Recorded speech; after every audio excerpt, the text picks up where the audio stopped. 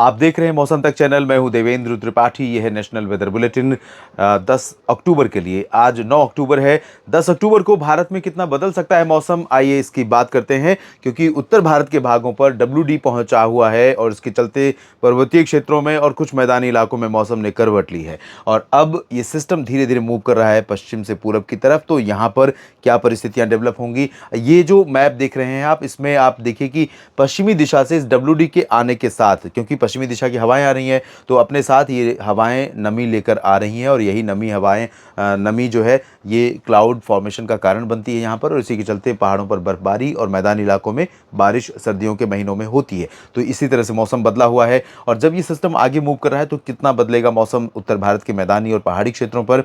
लेकिन यहाँ दक्षिण भारत में देखिए, एक तरफ मानसून तेजी से वापस लौट रहा है, दूसरी तरफ नॉर्थ ईस्ट मानसून के सेट होने के लिए यहाँ पर परिस्थितियाँ अनुकूल बन रही हैं। बंगाल की खाड़ी और अरब सागर दोनों में सक्रियता है।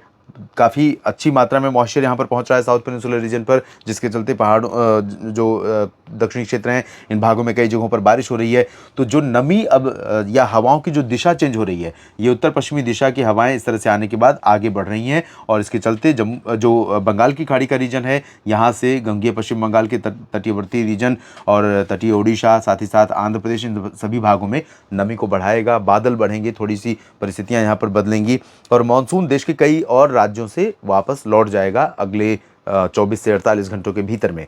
और इन परिस्थितियों के बीच में कहां पर बारिश हो सकती है, कहां पर टेम्परेचर बढ़ या घट सकता है, आइए जानते हैं।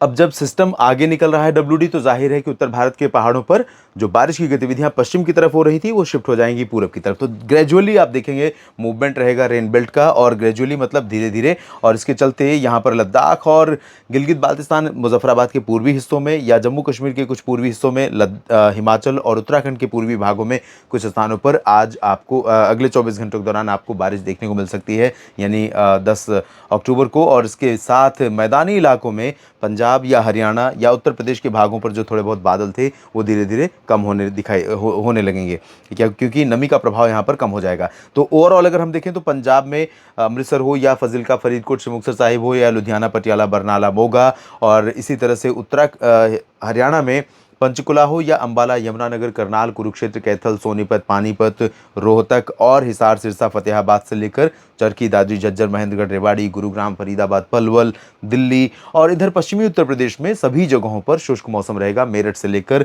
मुरादाबाद, सहारनपुर, अलीगढ़ से लेकर आगरा, मथुरा और झांसी, ललितपुर से लेकर बरेली, शाहजहांपुर के बीच में सभी जगहों पर ड्राई वेदर रहेगा। शुष्क मौसम की संभावना राजस्थान में भी गंगानगर, चूरू, हनुमानगढ़ से लेकर बीकानेर से लेकर जैसलमेर, बाड़मेर, जालौर, जोधपुर, उदयपुर, डूंगरपुर, प्रतापगढ़, भीलवाड़ा और सिरोही से लेकर सवाईमाधोपुर, साथ ही साथ आसपास के भागों की बात करें तो अजमेर, जयपुर, अलवर, भरतपुर, दौसा, करौली, धौलपुर, इन सभी भागों में, झुंझुनू में ड्राई वेदर, शुष्क मौसम रहेगा। दिन का तापमान बढ़ेगा, न्यूनतम तापमान अभी फिलहाल ठहर जाएगा, ना तो गिरावट होगी ना बढ़ोतरी होगी। लेकिन जब सिस्टम आगे निकल जाएगा तो अगले 24 घंटों के दौरान आप देखेंगे कि तापमान में गिरावट होने की संभावना थोड़ा सा बनेगी।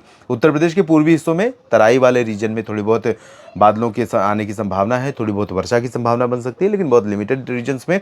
बाकी लखनऊ, कानपुर से लेकर के इधर अयोध्या, सुल्तानपुर और गोरखपुर से लेकर वाराणसी, सोनभद्र, मिर्जापुर, जौनपुर, प्रतापगढ़, प्रयागराज, सभी जगहों पर शुष्क मौसम रहेगा पूरी तरह से। बारिश की उम्मीदें बिल्कुल भी यहाँ पर नजर नहीं आ रही हैं।